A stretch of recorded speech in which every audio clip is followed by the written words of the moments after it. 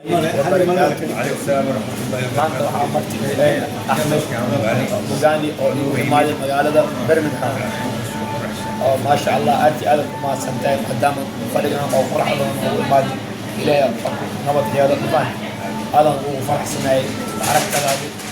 waxaan ka wareysaa Axmedow maadaama labadan bir buuq iyo daldalan jiro dhammaan arrimaha baraawan ka wareysanahay adiga maxaa isku diyaarisay inay baraawan go'da مسكالي إن الصومالي إن الدرستين طبعا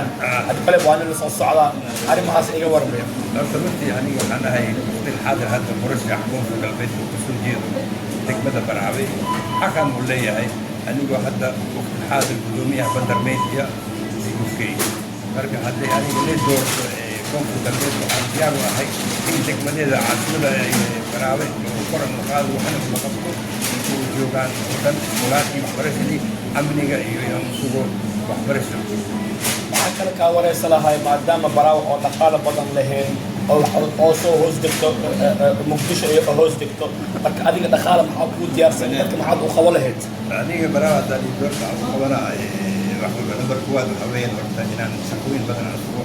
dadka farsamooyin aan sugo sidii wax u qaban lahaayeen wax u tar lahaayeen badan oo tugsan tahay kheyraad badan inay leedahay warshadaha badan aanu lahayn waa tugsan tahay marka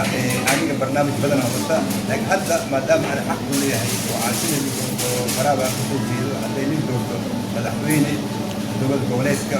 waxaan xaq u leeyahay gaar ahaan qofka galbeed inaan wax badan qabto dadkayga iyo waddanka iyo dadka Soomaaliyeed oo dhan markaas ka sii okay ma ku tali jirtaa inaad Soomaali ka goodid ama iskale inaad Soomaali kamid aad iga waran arrimahaas sababtoo wax badan baan maqlay Somaliland Puntland ma faham adiga xaq ii lahayd inaad Soomaali inaad ku jirto ma tarabtaa ama inaad ka goodid برافو لا ديار هاي مرة هنا دولة الحين الصوماليين عارفين أن لا شك أن اسم مركز يجي فوق هاي وقت حضر هاي مدفين هنا لنا يحسن أن لا شك أن دولة هذه الدولة وأوامر وحول من إيك السعودية مقالة أنا قاعد هاي تعمل الدولة وأنا لا شك